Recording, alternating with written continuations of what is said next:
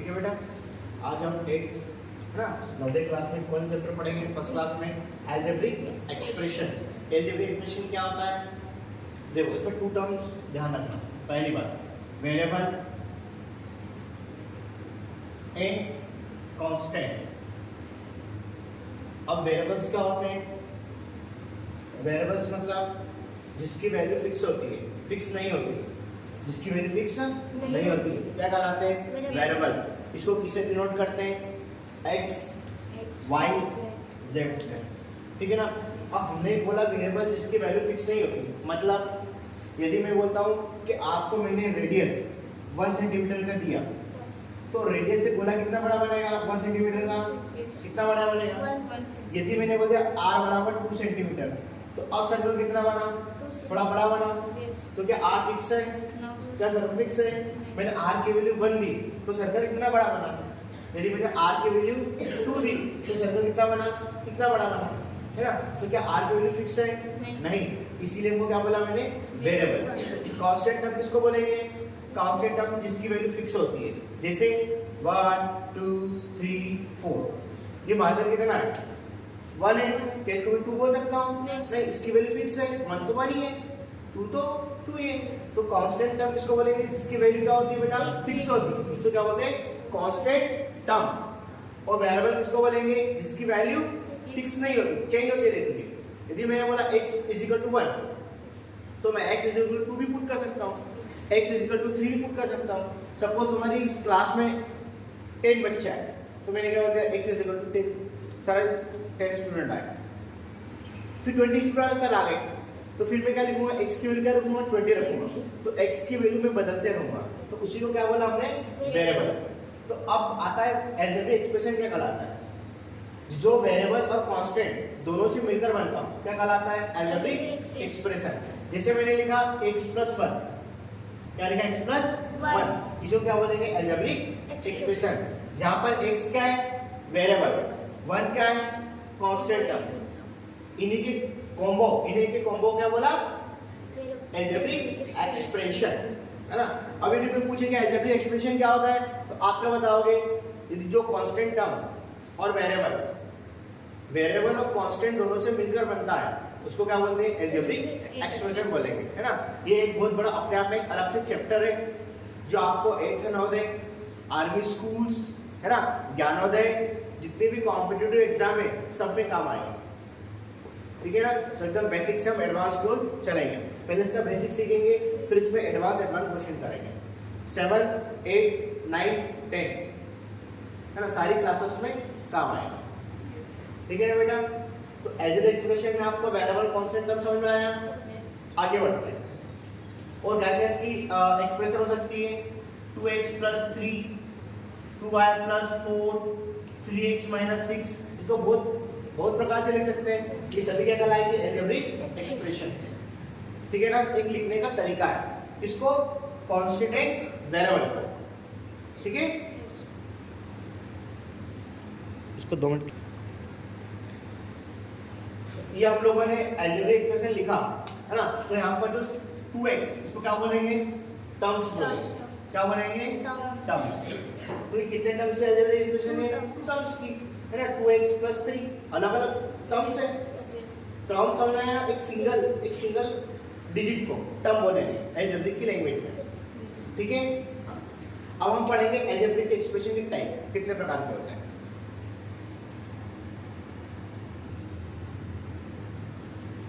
ठीक है बेटा, हमने क्या देखा? अलजेब्रिक एक्सप्रेशन क्या होता है ना। देखो अलजेब्रिक एक्सप्रेशन को भी क्या बोल सकते हैं हम लोग? पॉलिनोमियल्स। दोनों की डेफिनेशन सेम है। अलजेब्रिक एक्सप्रेशन को हम क्या बोल सकते हैं? पॉलिनोमियल्स, ठीक है। अब देखो आगे, अब हम देखेंगे टाइप ऑफ पॉलिनोमियल्स या टाइप ऑफ अलजेब्रिक एक्सप्रेशन, ठीक है। टाइप ऑफ पॉलिनोमियल्स पहला क्या आएगा? लीनियर पॉलिनोमियल्स,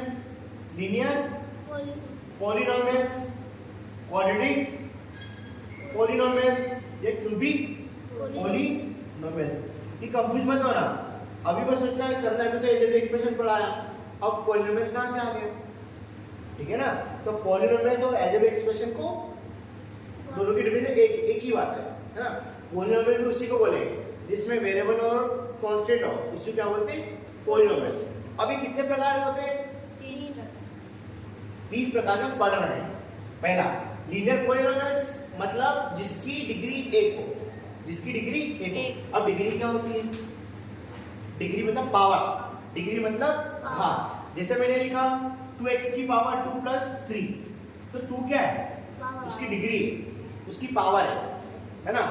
तो लीनियर पॉलिनोमियल किसको बोलेंगे, जिसकी डिग्री कितनी हो, 1। जैसे 2x प्लस 1, इसकी डिग्री कितनी है, 1 है। देखो x की पावर, वो डिग्री किसकी देखेंगे हम लोग, डिग्री किसकी देखेंगे, कांस्टेंट टर्म की देखेंगे, ये किसकी देखेंगे, वेरिएबल की। पावर किसकी देखेंगे, वेरिएबल की, मतलब इंग्लिश वाले वर्ड की। हमने वेरिएबल का नोटेशन क्या माना था, x y z। पॉलिनोमियल्स का नोटेशन क्या देखा था बेटा, x y z, है ना। तो x की पावर कितनी है, 1 है, तो जिसकी डिग्री कितनी हो, 1 हो। तो 1 डिग्री वाला क्या कहलाता है, 1 डिग्री वाला क्या कहलाता है, लीनियर पॉलिनोमियल। 2 डिग्री वाला क्या कहलाता है,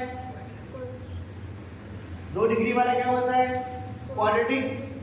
3 डिग्री वाला क्या कहलाता है, क्यूबिक।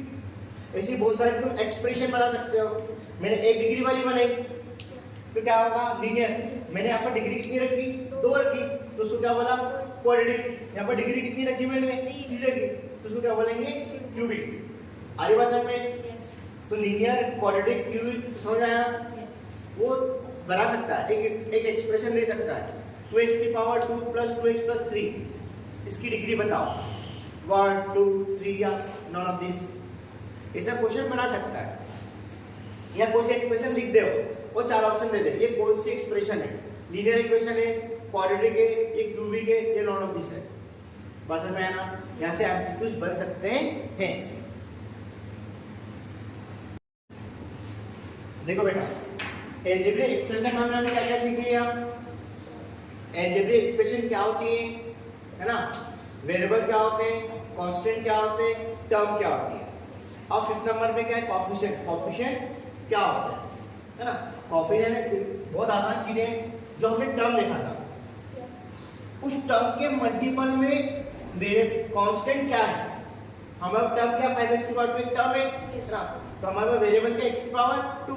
ये वेरिएबल के पास मल्टीप्लाई में कोएफिशिएंट कौन है, 5, तो 5 भी इसका क्या कहलाएगा, कोएफिशिएंट कहलाएगा, है ना।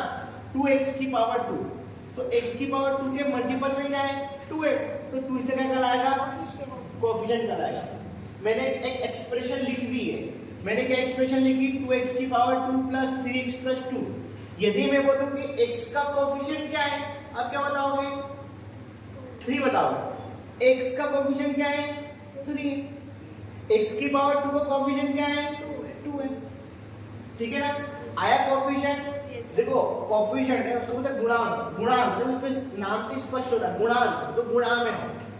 गुणांक मतलब जो गुणा में, जो भी वेरिएबल के गुणा में है, जो भी वेरिएबल के मल्टीपल में है, वो इसलिए कहलाएगा कोएफिशिएंट कहलाएगा।